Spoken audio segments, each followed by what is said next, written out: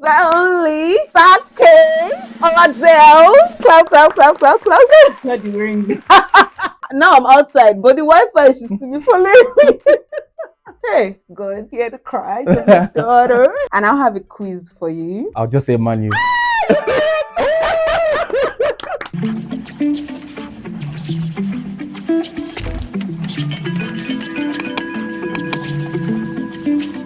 Hi guys, welcome back to my YouTube channel. My name is Esther and you're welcome to ST Unscripted.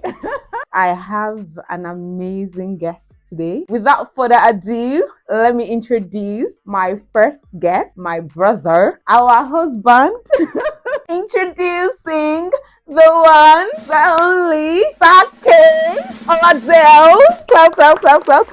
Not the ring. Why are you showing my people your ring? In case you forgot. In case. Remind us. But thank you so much for joining me yet. Oh, guys, I'm actually so excited. Like, I'm really excited. Can you introduce yourself? My name is Kenny. My friends call me Kenny. So you're welcome again to my channel. Thank you so much for agreeing to do this. I Thank really, you. really appreciate it. So welcome to the very first episode of what I ordered versus what I got. And on here, I'm just going to be like having conversations with my friends about like our expectations versus reality of traveling abroad, relocating, coming to the UK and all that good stuff. So we're going to start with like a very quick icebreaker. The very first question is, if you could have any job in the world, what would it be? I think I'll be an astronaut. Astronaut? Yeah. Really? Why? Because you get to see the galaxy, you get to see space, you get to see things that you haven't seen before. You view the world in a different perspective. So astronaut. And I hear they get paid very well. This one called because it's sharing me. What do you mean by that? If you go now, make you no return. So why would they get paid well? They are paying them for their lives now. If you could spend a day with a person, whether the person is dead now or the person is alive, who would it be? Well, no other person than my wife. Oh, that's cute. Who else would I spend the day with? My wife. Oh my God! Wow! Hey, God, hear the cries of my daughter. And I'll have a quiz for you. Quiz. Yeah, quiz. So basically, we're talking about like experiences in the UK or like relocation stories. So I have some questions for you on how well you know the UK. Which English team's home ground has the largest capacity? Well, there's no way I'm going to get that one. I support Manu, so I'll just say Manu. Princess Diana's Memorial Garden is in which London park? I don't know the answer to that question, but I'll just guess. Okay. Well, the only place I know where the Queen lives, Buckingham Palace. No. So the Memorial Garden is in Kensington Garden. Oh, there was no way I was going to get that. Nah, I knew. Okay. So this one is very, very easy. What color is the Elizabeth line? I should know that. I think it's blue. Ah! Purple? Yeah. So that's it for the game section. How do you feel? Well, how many questions did I get? You got 2 Out of 3. out of 3. Oh, so it's a Pass. Okay, cool. Now we're moving to conversation proper. So basically, I'm going to ask you like a few questions, just like from the conversation. So can you tell us like one very funny moment that you had in the UK that you can never, ever forget? Well, there are several, but one that comes to mind is, I'm sure everyone, has had this issue when you move to the UK newly. So what happened was, I can't remember where I was going. I was going central London or something. Got on the train and I downloaded this app, City Mapper. I used the app. It was come down at so stop. Then back then, when you're in the train, there's no network when you enter under the tunnel. On the ground. So then the network just went off. Somebody come look at this. And my phone did not even beep or pick signals to be able to tell me where I'm supposed to, alight. And I ended up riding the train till the end of the line. Then when we got to the end of the train station, then I came off because the next train was like 30 minutes. Then I had to take the bus. What? Jesus Lord. And I had an appointment for like 2 o'clock. I didn't get it until like 3:34. And yeah, so it was a very crazy experience. And even when I got on the train that morning, I should have noticed because I had to chase the train. So when I got on the train, I was carrying my backpack because I was a student then. So then my bag got stuck in the door. Somebody had to help me like push the door. I should have just gone back that home was that day. Sign. But yeah. it was quite embarrassing. I feel like that's one thing that really, really makes me miss Nigeria when it comes to like the train, the transport system in this country. If you don't have a car and then you have to travel within London, oh my goodness, it can be a hassle. Yeah, it It can. can be a hassle. I feel like the most embarrassing thing in the UK for me is running after trains or buses. I detest it. It just makes me feel like, èmi ọmọ onílé ọlọ́nà. I'm running for bus or train. And it just makes me miss Nigeria because, like, in Nigeria, it's downfall that will be begging you to come in. True. Oshodi, Oshodi, Oshodi. There are multiple buses waiting. Yeah, even though they're saying, this seat here, I don't like it. Let me enter this bus. This one looks friendly. But in the UK, you don't have choice to. True. When your train comes, when the next one is in like 30 minutes, you just have to run. This morning, I still ran for trains. Like, Oh, you ran. Because I knew that once I missed the train, next 30 minutes, so I ran, like I raced. Yeah. Nah, yeah, I hear it. Train rides can be extremely embarrassing. Yeah. So what's one thing that I know that obviously, okay, we've not told them yet, but can you say like your traveling journey, like is the UK the first place you've been to? Okay, so no, I migrated from Nigeria to South Africa in 2015. I studied in South Africa. I worked there. I stayed there for like 7 years before I moved to the UK. I'm a traveler. I travel all over the world. So what's one thing that you really, really miss about Nigeria? Well, one thing I really miss in Nigeria, okay, obviously because I grew up in Nigeria, a lot of my friends that I met during my formative years, were back home. So you do miss that companionship. Yeah. So yeah, I think that's the greatest thing that I miss. Friends you can talk to, see physically. Yeah. But I still call them when I was in South Africa, even here now. Or having to, people that you build childhood memories with, you can relate with and all of that. I think that's the most, And it's hard keeping up over the phone. Do you think it's hard for you or? Well, in my perspective, before technology, it was a bit difficult. So with technology, you can even see each other. You were in South Africa before technology. No, I'm just saying. Generally, I'm just saying. I'm like that. I'm just saying. No, I'm saying before technology. Yeah. Because I remember then when the first landline in Nigeria was this. The phone where the dial that you twist and turn. My brother, how old are you? Are you 40?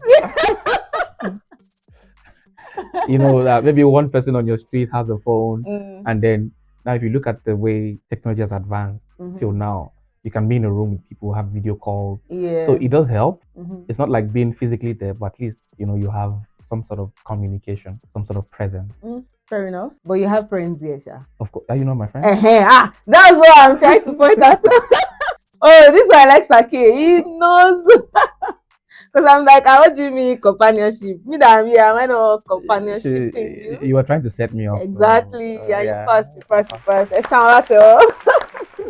So tell us your what I ordered versus what I got UK relocation story. What I ordered versus what I got. Okay, so first and foremost, what I ordered versus what I got moment was a bit. I won't say it was so wild.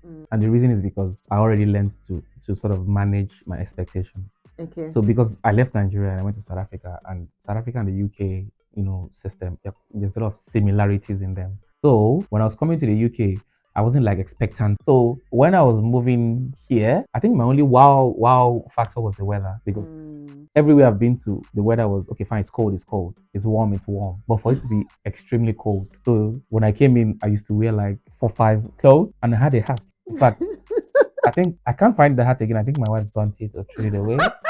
But one day I was looking for it and she was like, "Why are you looking at my hat?" And she started smiling suspiciously. So I just figured out maybe she must have something to do with it. But so it was more like the weather. It was extremely cold, and I came in like a Jan. It was the heat of the cold. Yeah. So it was freezing. I'll wear this, I'll wear that. I'll be, I was just wrapped. When I wrapped myself up like shawarma. It was. And he makes the best shawarma, by the way. So I think that was what I expected, because I expected to be just okay, fine. I've been to South Africa, it was cold too. And then I came here, then I saw a different dimension of freezing. When they say I say it's cold, I never use freezing. It's cold. When I got here, freezing. That was it. But apart from that, in terms of the culture, in terms of all of that, it was quite easy for me to assimilate. I remember this is from my own lens, my perspective. And remember, it's also a function of where I've been and my experiences. So it gave me some sort of like a cushion, or like a buffer. But someone coming straight from Nigeria, getting here, you might have a different experience. Also depending on where you get to. And even when I came in, I came into, to a family friend's place. Amazing, awesome family. They are my family. Oh. And they also helped the transition. So Oh yeah. it wasn't that bad. Like when I came in, I remember I mentioned her name, Tola. She said, Kenny, the first thing you need to do is to download this app, City Mapper. And she started showing me how to use the maps, how to move around. And once you can move around in London, it's easy. And when they told me the first day, they were like, oh, we'll take you to uni, do your uni. I was like, no need. I'll use the app. They're like, what if you get lost? I said, that's why I have your number. By the time I get lost, they're like, I'll call you. I'll be like, please. Help my life. Also to explore. So for me, I think the expected and reality, moment I had was the weather. It was really bad because it was. But now I'm getting used to it. See, I'm wearing it and it's a bit chilly. I'm asking people now, why it's warm? Why you cold? Pride. This one thing that Nigerians do, and it pisses me off. People are like, how many years have you been in this country? But you're like, it's really cold. And I'm like, okay, and it's warm today. I'm like, shut up.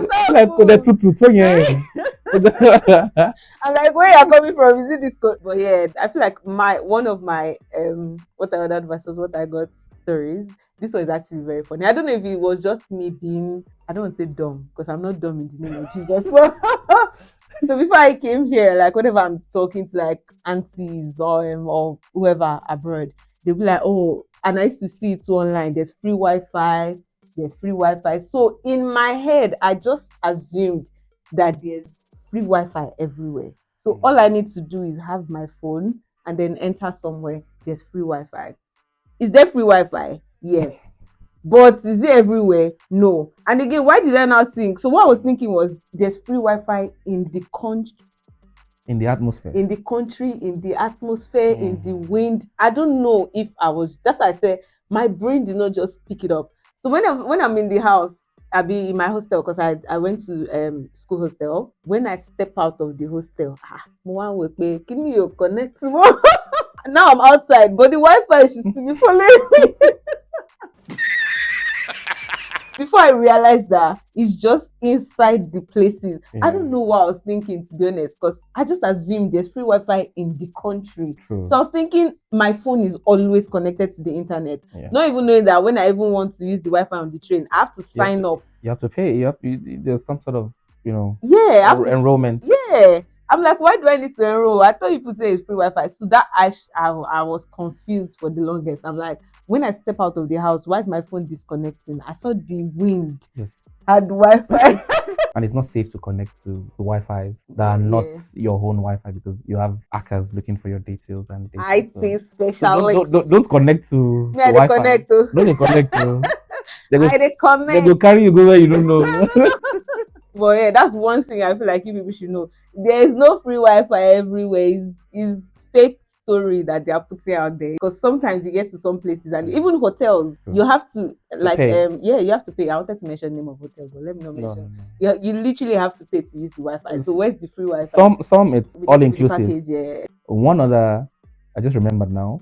One other expectation versus reality is, and I think this is for everybody, and I struggled with it, and I even asked my wife. I was like, because she's an accountant, I was like, explain to me, what is this? Is the tax? I just knew that. So when I came in, because then I was working as a student, then so you're not really earning much, so you don't really feel it. When you now start to work like for a proper company, and then you see your tax, and then you earn like 3,000 or 3,500 or 4K, and then the tax is like 1,600. Yeah. And I'm like, sorry. Then I go, sorry, what is NI? And they tell me NI is national insurance too. Why are you insuring me? I send you.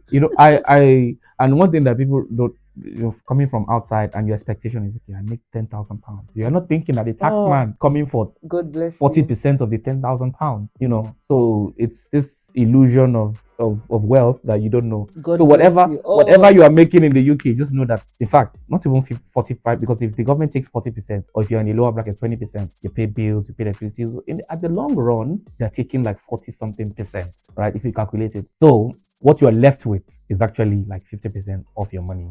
That's if you don't even have like student loans and all of that.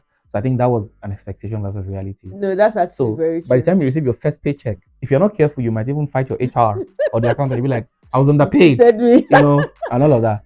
and they need to explain to you. So I needed to be reschooled No, it's true. because in Nigeria we don't even what tax do you pay. If you go to other countries or like the tax is not that high, but you come to the UK, tax will humble you. The tax is ridiculous. So I think honestly. that was an expectation. I think that was even if I compare it to the weather one, I think that one hit me the most because I Yeah. almost cried. I was like, oh, I expected this. And, I saw it, and for a while, it took a while for me to come to terms with the fact that it is an. I asked, I was like, yeah, that's how it is in the UK. If you earn this, how much? I was asking, so if I earn this, how much do I pay? If you earn this, how much? So they pay this. Everyone pays this. Like yes. So that was another. I think if I'll prioritize both of them, I think I'll prioritize the tax one over the weather. Do you know what I just like? I like whenever the government is, or when people are lamenting about something and they're like, you're doing, so, you people are making the taxpayers shaking it. Like, it just makes me feel like, wow, so I was able to contribute. It gives me like that sense of wow. So if not because of my £50 tax, How you much? know, go get So because this of £50. thing. So the council home was built because of taxpayers' course. money. And I'm in the bracket of the tax. Nah, Of course. it's fulfilling, but it's a lot. It's a lot. No, but one thing you need to take solace in is the fact that if you're doing something and you know that, or you have a guarantee and the security that when it's your turn, you will benefit, True. then I'm okay. Shibi, I just went to A&E. I went to A&E. Sorry, why did you go to the A&E? I don't ask me. Okay. You people have made it. Maybe. By now, the Life of This video should be up. So you should, by the time you watch this video, the Life of This video should be up. So the story about how you ended up in A&E. All right. But these my friends do not let me hear the last of it. Anyways, I went to A&E. I did X-ray. I did CT scan, endoscopy. I did everything. I was admitted. I collected drip. And when I was done, they just gave me my discharge notes, and that was it. And then I kept on checking. In fact, let me not lie. When they said we're going to admit you, I quickly checked Google. How much is it to be admitted in the UK? Because in my head I was thinking, any people you mentioned nice to me, so it cost a lot. And then I saw it's free. I was like, no, maybe when they give me my discharge note, I'll see it there. But then it was completely free. I walked in and I walked out of the hospital. I did not pay 1p exactly on anything. So I was just like, oh wow, that actually makes sense as to why. But the tax is still a lot, but it's good. But when you got to the hospital, what they did for you, it was a lot. It was actually a lot. Only you CT scan, endoscopy, X-ray. Even have you ever done those tests in Nigeria before? When they told me endoscopy, I went to check. I said endoscopy. That's when they put something in you, like a camera that thing to is see. ridiculous. Yeah, it's painful. I feel like some people will be like, it's not painful. What the doctor said was, it's not painful. It's just uncomfortable. They can't tell you. They can't tell you it's painful. Now. You won't do it. You won't wait for the procedure. You that I know you can run out of the hospital. And I had to do it twice, so you can imagine. But thank you so much for coming today. Did you have fun? Yeah. I did. I did. And yes, guys, that's it for today and today's episode on what I ordered versus what I got. So thank you so much for watching today's episode. I'm going to have other. You can. If the first episode is like this, imagine the gems that are gonna come out from the next few episodes. But yeah, thank you so much for joining me today. And please do not forget to like, share, comment, and subscribe.